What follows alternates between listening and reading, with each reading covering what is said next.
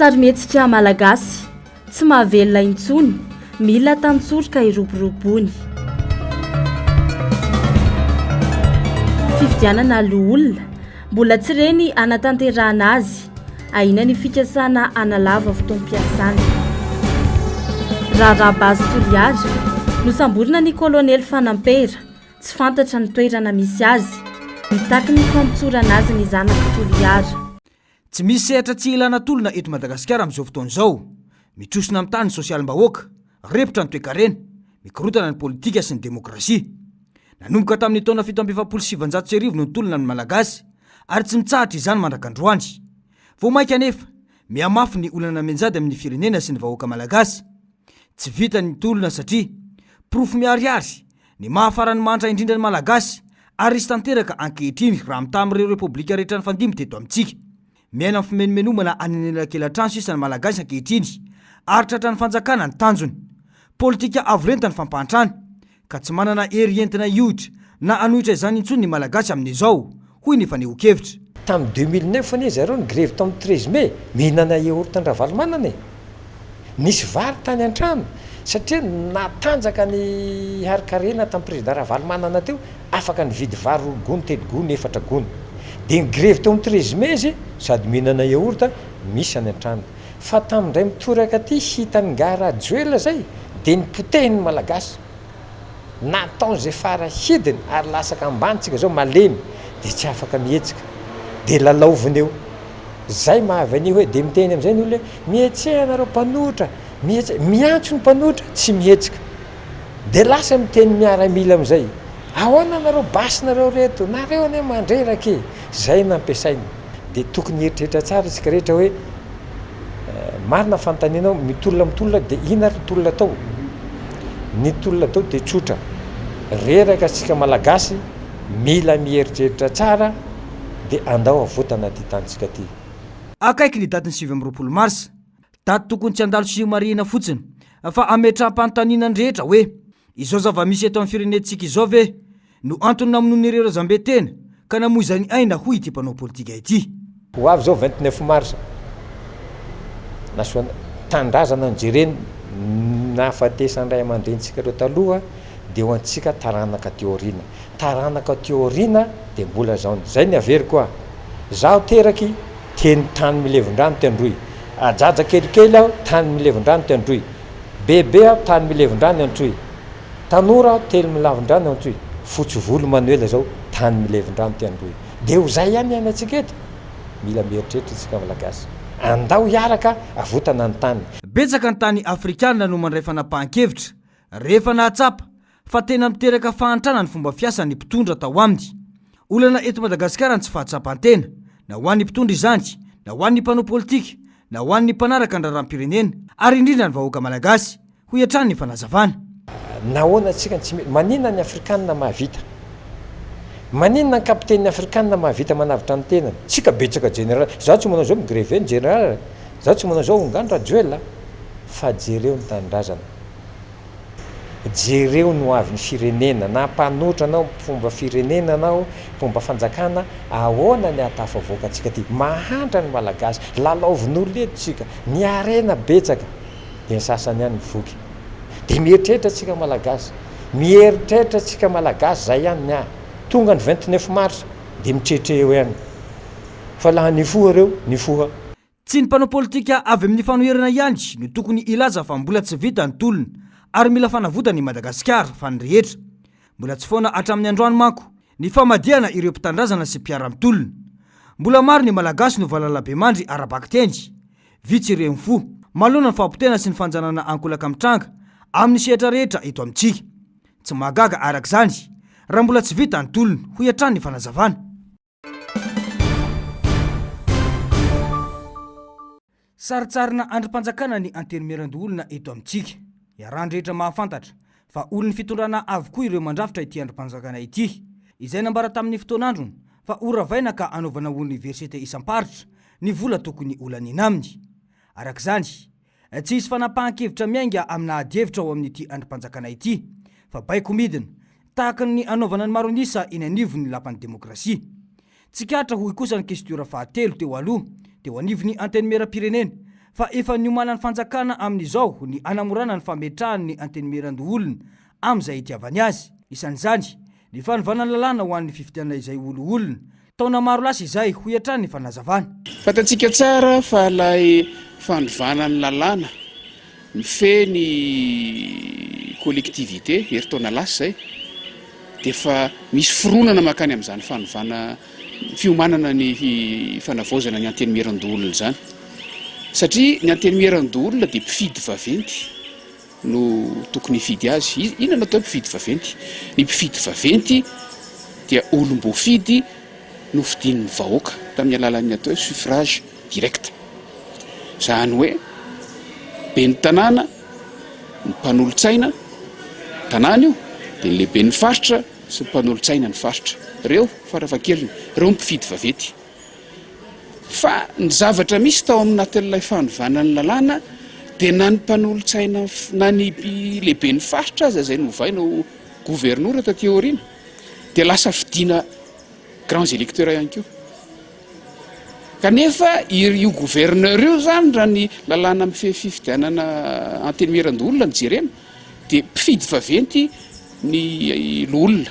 Zany hoe efa niketrehany fitondram-panjakana tato anatin'ny 2-3 taona farany ny anamorany ny fanatanterahana na fametrahana n'io antenimeran-doolona io amin'izay ilany azy.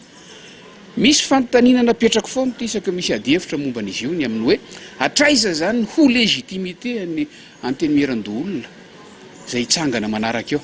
Raha ny tokony ho izy ho ity solombavam-bahoaka ity, ny fifidianana izay ho lehiben'ny faritra sy ny mpanolotsaina ny faritra no atao vao tokony irosona ny fifidianana olo-olona. Fantanina mipetraka nefa ny ahatrarana ireo fifidianana rehetra voalaza ireo satria na hatramin'ny androany aza mbola tsy misy didim-panjakana milaza sy miresaka ny momba ireo fifidianana ireo ho iatrany ny faneho-kevitra. Ahina ho paikady ambadika ho fanalavana ny tompiasan'ireo olo-olona ankehitriny izao zava-misy izao ho iatrany ny solombavam-bahoaka Rabenirina Mamy. Tiako lazaina amin'ilay izy fa mbola manako nefa sika ny amin'ny hoe raha izay zany ny zavatra mitranga ho tratra ato anatin'ny 10 volana farany 9 volana farany ve izany andiam-pifidianana roa zany. Satria tokony hifidy anao ny fifidiana-paritra aloha zany lehibe ny faritra sy ny mpanolotsaina paritra izay hofidiny reto be ny tanàna sy mpanolotsaina ny tanàna reto izay vao andeha ny fifidianana olona ho tratra ato anatin'ny 9 volana ve zany. Raha ny tokony ho izy efa tokony mandeha ny voaka izay didim-panjakana rehetra mametra an'izany fifidianana rehetrarehetra zany.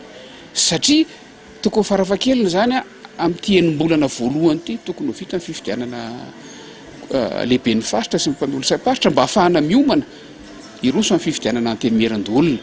Fa zany rehetrarehetra zany dia miteraka ny fanahiana milaza hoe sao dia misy finiavana indray hanalava ny fepitaona iasan'ny antenimeran-doolona amin'izao fotoana izao izay tsy misy lalàna ahafahana manatanteraka an'izany.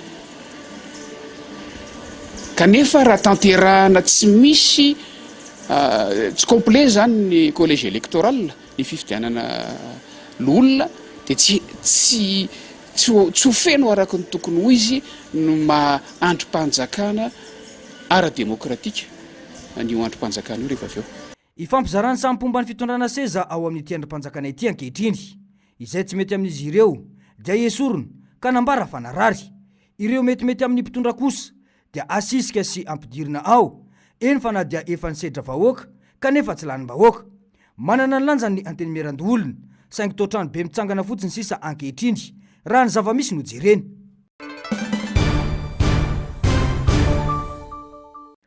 Tsy azo ekena ny fisamborana ny kolonely Fanapera ary takina ny amoahana azy tsy misy atakandro hoy ny zanaky ny faritany Toliara mivondrona eo anivony vovonana RMDM. Tsy azo ekena intsony ny zava-misy atao amin'ny zanaky Toliara hoy izy ireo. Tsy vitany hoe atao amboletra ny iverenan'ny fitrandrahana fasimainty atao ny orinasa basy Toliara fa ampiarahana amina fisamborana sy fanagadrana koa izany hoy ny faneho-kevitra. Olobe manana ny maizy azy ao Toliara ny kolonely Fanapera ary isan'ireo tondrasoa tao amin'ny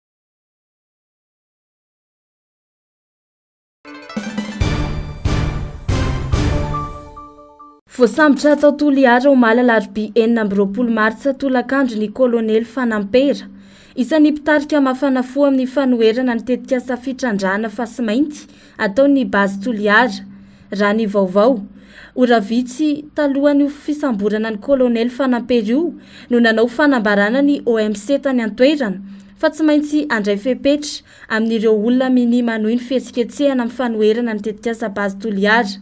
Nanambara koa ny OMC fa tsy ara-dalàna ny fihetsiketsehana an-dalambe. Ora vitsy taorian'izay fanambarana izay dia voasambotra ny kolonely Fanampera. Marobe ireo fanehoan-kevitra tao amin'ny tambajotra ny serasera mahakasika ity vaovao ity izay nanameloka izao trangan-javatra izao. Ary laza fa tsy rary nintsony izao zava-misy izao. Isan'ireo naneho hevitra ite-ora kotovao mpanakanto avy any an-toerana. Iray amin'ireo tsy mankasitraka ny bazy Toliara ka nilazany fa raha tetikasa hiteraka disadisa sy ampikorotana ny fiarahamonina ny manatsahatra izany avy hatrany ny tokony ataon'ny mpitondra. Mitaky ny famoahana ny rainy sady rainy Toliara koa i Parsi Fanampera, zanaky ny kolonely Fanampera no amafisiny fa tsy nisy ny fahadisoana nataon'ny kolonely Fanampera fa nijoro ho an'ny tombotsoa ny taranaka ny nataony. Kolonely Fanampera hatramin'izay nanaovany kariera maha gendarme azy, kariera maha miaramila azy, de toujours nanompo vahoaky. Hita amin'ny kolonely Fanampera ny fijalian'ny vahoaky androany. Fatany fa be mety fa tsy afaky manaoty raha ny vitany natao tamin'ny fotoa zay. Ka tanjaonareo ila tanjaonareo. Satria nareo mijanahary. Satria nareo mpanjaka, mpanjanaky, tanjaonareo la tanjaonareo. Fa diso hevitsy tanteraky nareo nanao an'izay. Iteraka fipoahana izao fanapahan-kevitra ndraisina izao ho ihany Parsi Fanampera. Hipoaky Toliara ary hipoaky Madagasikara amin'ny lera resatsika an'any zao. Moa ve la atao resaka avao hampihetsiky vahoaky raha zay. Iarahantsika mahita iaby fa tsy mampihetsiky vahoaky raha zay. Ary io le erreur nataonareo henany. Io erreur nataonareo henany. Nareo nanao ty vatanareo matanjaky mare, nareo nanao ty vatanareo manampahefa mare. Niaretevanareo. Nisy ny vaovao ny ely androany tamin'ny tambajotra ny serasera fa ho samborina ihany koa ite-ora kotovao no ity resaka fanoherana ny bazy Toliara ity. Na dia eo aza ny fampitandremana nataon'ny OMC sy ny fisamborana ny kolonely Fanampera dia tsy hijanona ny etsim-panoherana ny bazy Toliara. Vao maika aza hiamafy ny fanoherana ny fitrandrana fasimainty any amin'ny faritra atsimony nosy rany vaovao. Raha tsy hivina, olona narivo no nanao fihetsiketsehana ny alahady lasa teo anoherana ny tetikasa fitrandrana fasimainty ao Andaboy. Isan'ny vohitra tanatin'izany ihany koa ny fanaovana antsoavo tamin'ny filohan'ny Repoblika mba handray vahaolana amin'ireo fitakiana ireo, saingy tsy nisy vokan'izany raha ny fanambarana nataon'ny fikambana ny fierena manombo mangoky na ny fififama androany. Fa nitsakisana ny fahalalana maneho hevitra izay zo fototra arova ny lalam-panorenana ny zava-misy ho hiatrany ny fanambarana. Manoloana izany dia mitaky ny fampitsorana ny kolonely Fanampera ny fikambanana. Nambarany fa nosamborina ankery ny kolonely Fanampera ary tsy fantatra ny toerana misy azy ankehitriny.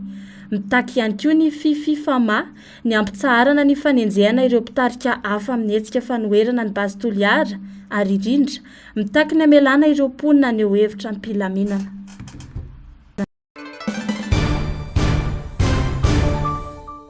Namaivay tanteraka ny delestazy tetỳ Anosy roa volana lasa zay.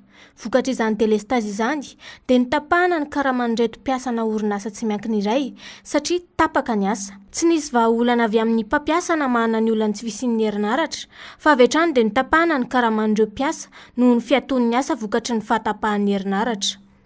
Nitaraina ireto mpiasa araka izany, saingy tsy nanaiky ny fitaraina ny retom-piasa ny mpampiasa.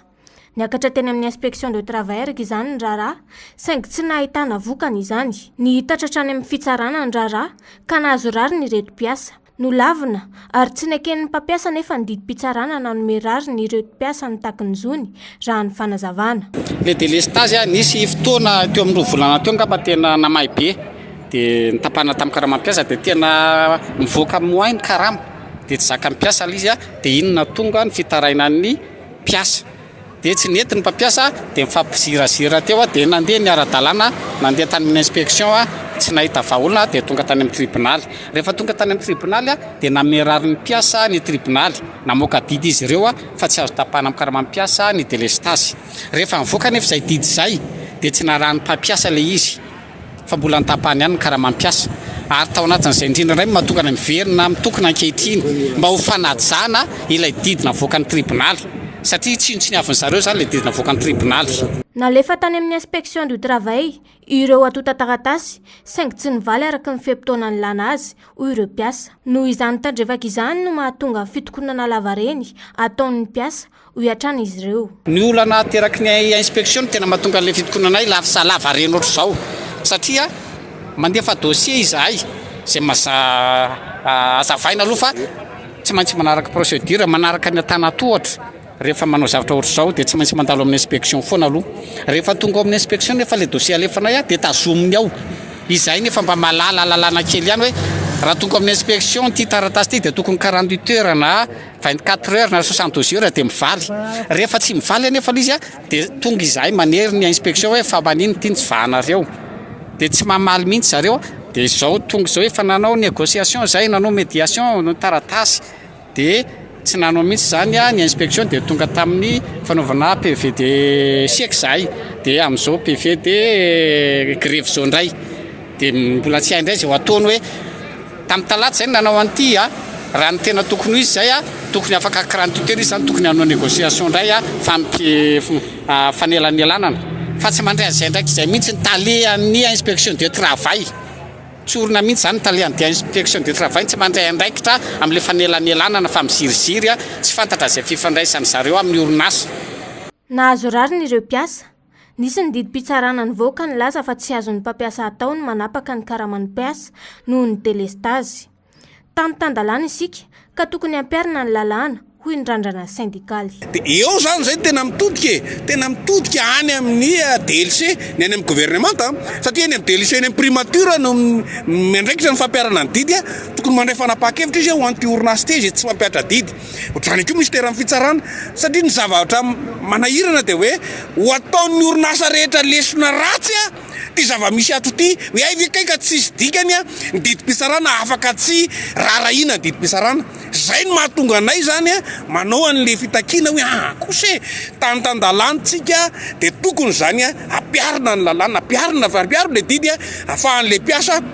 miasa ara-dalàna manaraka tsara ny mpiasa tsy mitaky zavatra hafa fa inona ny avoaka ny didy ampiarina le didy dia miverina miasa fa tena tsy rarony loatra na teny orinasy ty fa akatony ihany ty rehefa tsy any ara-dalàna satria manimba ny tontolony asa eto Madagasikara satria ho alain'ny orinasa rehetrarehetra taka dia ho aiza zany any avenir an'ireo orinasa satria misy mpangalatahaka ty orinasa ty rehefa marina ma tena tsy manara-dalàna misy tiako didim-pitsarana rasany aty izy omy manam-bola tokony ho fonana ny orinasa iray raha toka hamotika ny mpiasa malagasy toy izao ho hiatrano ny randrana syndikaly rehefa orinasa ohatrany tony raha ohatra ka orinasa anaray no hamotika ny mpiasa malagasy akatony izy akatony izy raha ohatra zay fa raha ohatra izy te hiasa eto Madagasikara hampandroso ny mpiasa malagasy hampandroso ny firenena dia tokony maninona manaja n'lay lalàna tsy izahay sendikana ny mpiasa nanao an'iny didim-pitsarana iny fa ny fitsarana malagasy eto zany dia hoe efa tena refresin'ity orinasa ty mihitsiny ny fitsarana malagasy dia ho avela ohatr' zany foana fa dia jery fotsiny ve ny fanjakana taorian'ny fitorinana ataon'ny tompon'ny orinasa manoloana ny tsy fanekena ny didim-pitsarana dia hembotra ny 4 aprily ho avy izao ny valim-pitsarana nisy ny taratasy fanelanyelanana na ny médiation nataon'ny randrana syndikaly eny amin'ny inspection de travail mandra-piandry izany rehetra izany hiamafy ny fitokonana ho hiatrano ny randrana syndikaly avadiky mpito ny lela mialohan'ny tenenana hoy ny fahendren'ny taolo ankehitriny maika iresaka sy aneo hevitra malagasy any ka mivoana tsy hita izay tena votoatiny vokany tsy misy mandray ny hevitra ary tsy tafita ny afatra hoy ny fanazavana isika malagasy rehefa mijery ny ray aman-dreny taloha anaty serasera dia amin'ny alalana oam-pitenenana somary miodina le miodina amin'izay fotoan'izay tsy hoe tsy te hiteny fa mavita milalao an'lay hodidina lay contexte zany ahafahana tena mampita ary mampalalipaka amin'ny fiatraikan'ilay hafatra. Dia amin'izao fotoan'izao tsika mieritreritra fa rehefa mikirakira teknôlôjia fotsiny eritreretina mora ampiasaina le mampita zavatra fotsiny eritreretina dia very lay tena hoe mandinika tsara zay vao miteny, very lay hoe avadibadika impito lela vao miteny fa maika fotsiny mieritreritra satria be mpitehaka dia tafita zany ny hafatra nefany le izy avy eo hen'ny olona fa tsy ampiaran'ny olona sy tsy fiatraikany any aminy. Mampiavaka ny serasera ny fahaizana mampita ka mila fanarenana izany. Raha tsy mifandray ny mpisehatra eo amin'ny tontolon'ny serasera sy ny tontolom-pikarohana dia tsy handroso araka ny tokony ho izy ny tontolon'ny serasera eto Madagasikara ho hiatrany ny mpikaroka. Ny zavatra renina tsy ny tontolon'ny serasera ihany ilay izy satria amin'ny sehatra rehetrarehetra ny mpisehatra amin'ny serasera ny zavatra tokony ho atao dia hoe mahaiza mampita zavatra, zany hoe raha tena vonona hiasa ao anatiny io ianao dia mandinika ny asanao, inona ny tokony ho hatsaraina, inona ny tsy mety, ary mandinika ny hen'ny hafa hoe inona ny azoko raisina amin'ny hen'ny hafa. Fa raha tsy mahasahy manao an'izay sy mahavita manao an'izay ianao dia aleo miala amin'ilay sehatra ny zavatra faharoa. Ary izay ny tena zava-dehibe dia hoe raha tsy vita ny mampifandray ny hoe ny mpisehatra amin'ilay tontolo serasera sy ilay ohatran'ny hetsika androany ity hoe ilay tontolo pikarohana, zavatra roa tokony hifamatotra ireo satria ilay tontolo pikarohana mandinika ny zavatra tsy mety sy ny tokony ho hatsaraina sy ny zavatra tsara nataon'ilay mpisehatra. Raha tsy mifandray ireo dia tsy afaka mandroso araka ny tokony ho izy ny tontolo serasera eto Madagasikara. Amin'ny firenena mandroso tena mifandray ary mifanampy ireo zavatra fa eto Madagasikara ohatran'ny hoe zavatra roa samy manana azy dia ka rehefa tonga fotoana ifampizaran'ny mpikaro dia tonga fotsiny ilay olona anao sanatria izay moa miteny amintsika mpanao gazety hoe misy reportage atao, tsy reportage ilay izy fa tena tontolontsika ohatran'ny hoe misy olona zany sanatria izy hoe olona marary dia manao diagnostika dia enonao ilay izy ahafahanao mitsabo ny teninao dia tahaka an'izay ilay fampifandraisana ny tontolo serasera sy ny fampiarana ny serasera. Tsy afaka miala amin'ny teknôlôjia ny serasera, olana nefa mbola tsy mahafehy ny fikirakirana ny teknôlôjia ny akamaroan'ny malagasy. Mila fanabeazana sy fampianarana araka izany ny resaka teknôlôjia sy ny fifandraisana. Isika hoa tsy aotsony mihitsy ilay hoe io toy ny voankazo analaka izay mamy atelina izay mangidy ariana fa ny antsika ny raisitsika daholo ary rehefa ny raisitsika ilay izy tsy ny tsaratsaratsika izy ny ratsy. Dia izaho mahita hoe miazakazaka be ilay teknôlôjia satria izay zavatra mipoitra avy any ivelany dia tonga eto dia eo amin'izay ilay izy ohatra fotsiny hoe ny antsika izao eto amintsika tsy mba misy mazava tsara mihitsy hoe inona no natokana ho an'ny ankizy, inona no natokana ho an'ny tanora, inona no natokana ho an'ny olon-dehibe. Ilay teknôlôjia io fa mitovy daholo ary matetika ary ny ankizy no mampianatra an'ilay olon-dehibe ilay izy nefa izany zavatra mila fanomanana dia mila sehatra ampiarana an'izay satria ilay serasera sary, feo, teny raha mbola loha tsy misy nininona, saina tsy misy nininona dia imprimé ao dia lasa iny fototra karaha le ratsy ny tonga any dia lasa fototra ratsy zay zany vokatry ny teknôlôjia zany. Ny mpanalalana rehetrarehetra manomboka aminao ny hainy vakijery, ny mpisehatra rehetrarehetra izay miteny fa matianina dia tokony hanome modely tsara ho an'ny olona izay manodidina ilay serasera ka mety hikitika ilay fitaovan-tserasera. Tanteraina androany Sirampitso moa ny laboary andasy momba ny fifandraisana, ny haino vakijery, ny fomba fitenenana ary ny teknôlôjia iarahana amin'ireo mpianatra, mpikaroka ary manam-pahaizana manokana momba izany. Misy an-tanatohatra 5 ny tontolo Arakajy Mirindra. Aty amin'ny an-tanatohatra voalohany no misy an'i Madagasikara. Isan'ny olana manokana ho an'i Madagasikara ny tsy fahampian'ny fototra-avitrasa sy ny tsy fivelaran'i Madagasikara amin'ny sehatra ny teknôlôjia. Maro ireo toerana tsy misy tambazotra ampifandraisana na ny réseau de connexion.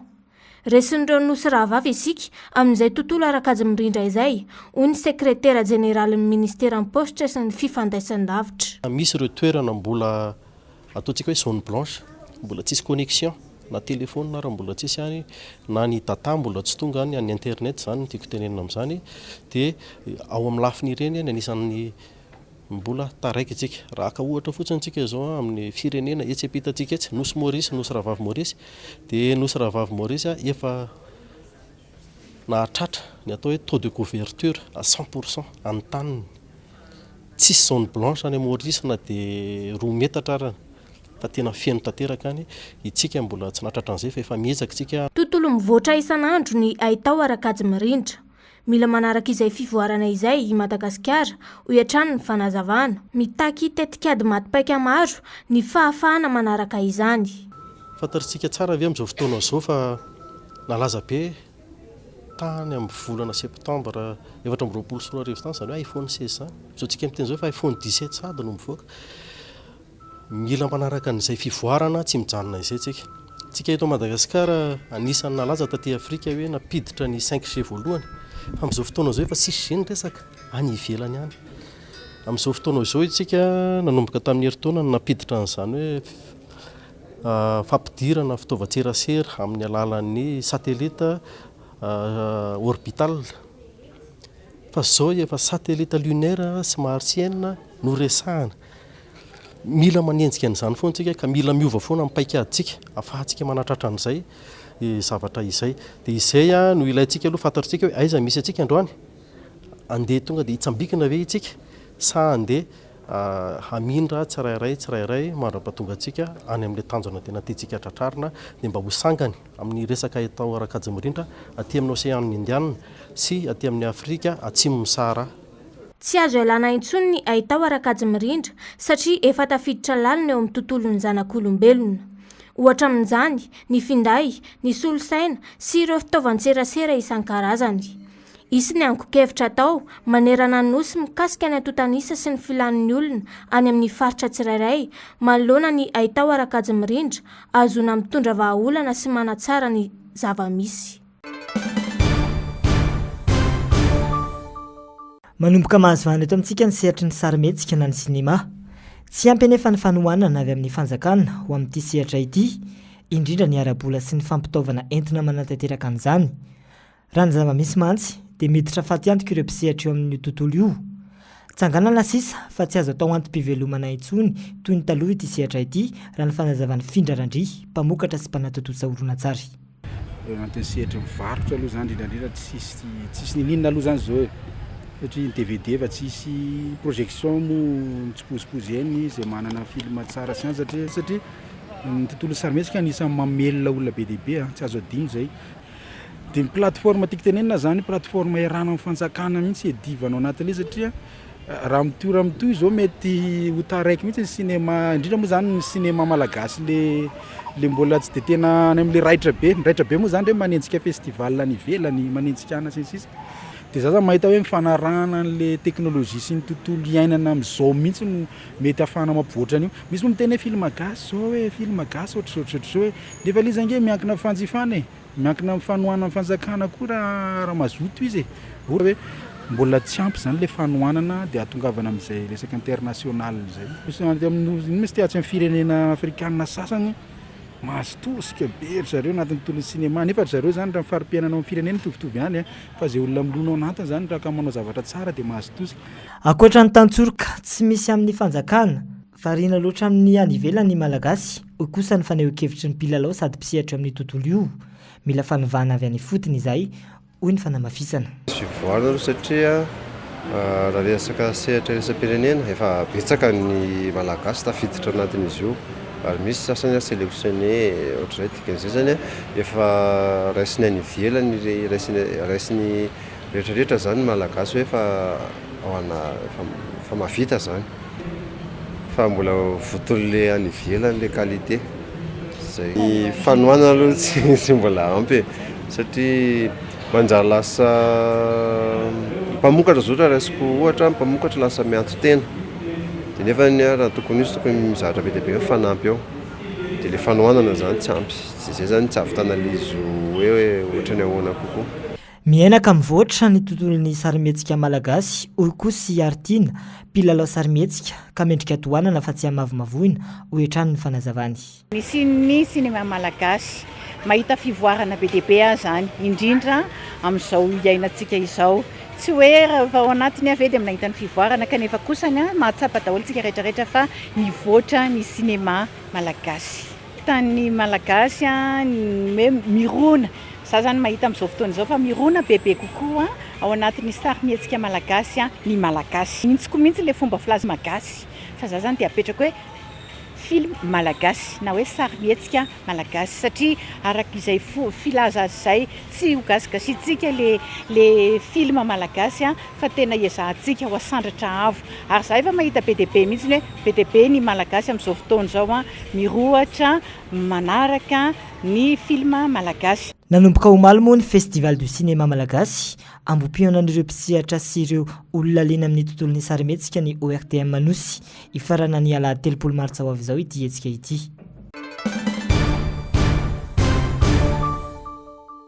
Tondraka ny rano eto amin'ity toerana misy fatsakana eto ambatotokana ny ranomena ity rehefa tonga ny rotsakorana. Sahirana arak'izany ireo mpampiasa ny lalana, sahirana torak'izany ihany koa ireo mpatsaka eto. Maro ireo tonga nandrefy sy ny laza fa anao ny asa fanamboarana teto, saingy tsy nisy ny verina. Ny antefan'ny fitarainan'ny mponina ny solombavam-bahoaka ka natomboka avetrany ny asa fanamboarana ho fanamavanana ny fasahirana ireo mponina. Tonga nijery fotony ny fizotry ny asa arak'izany ny tenany ny ariva teo. Efa mataona nyty lalana ty nangatahan'ny vahoaka zay betabe ny tompona andraikitra teto dia ravoravo tanana.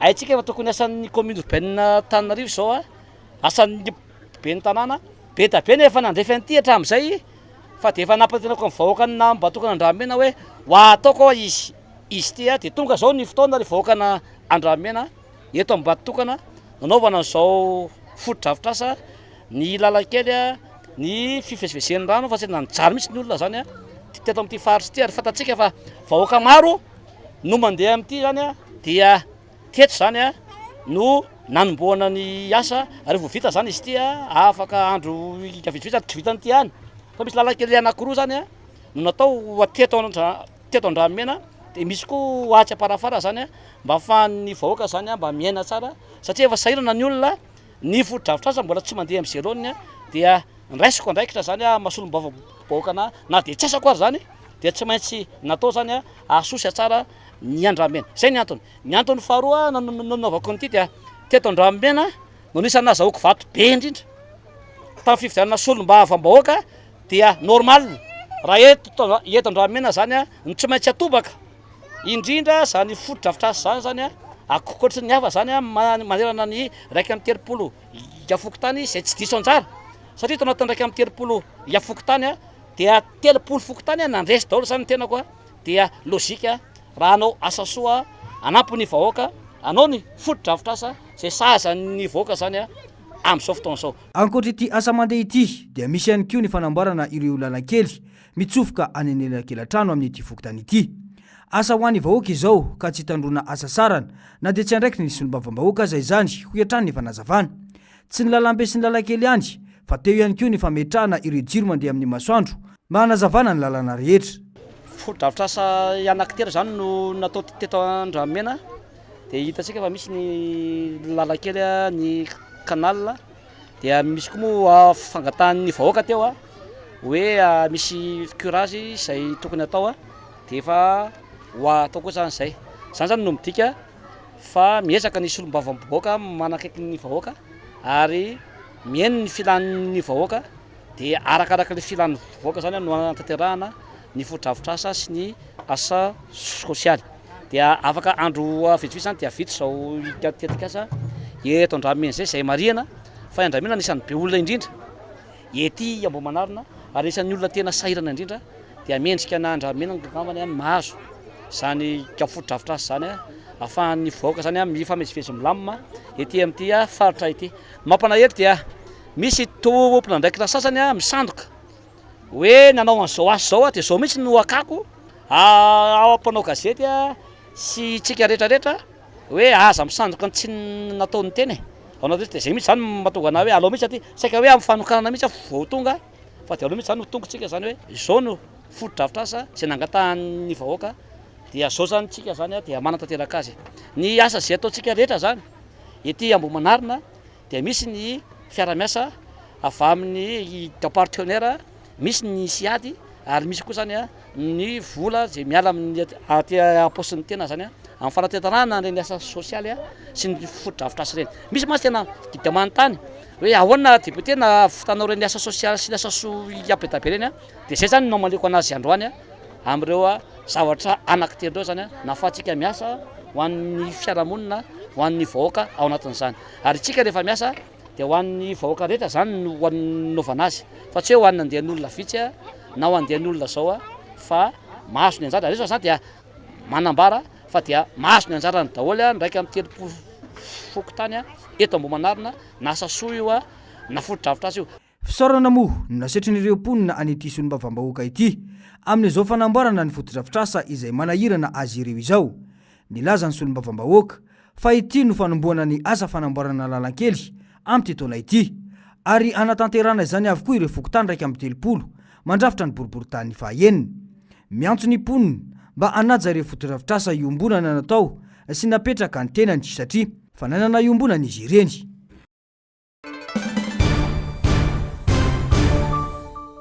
Voavolavola tamin'ity volana ity ny fifanarahana ho fampitsaharana ny ady eo amin'ny Rosia sy Ukraine. Raha ny tety andro napetraka dia tokony nanan-kerina nanomboka ny 20 Martsa lasa teo izany, saingy hatreto aloha dia samy manana ny heviny ny rotonta.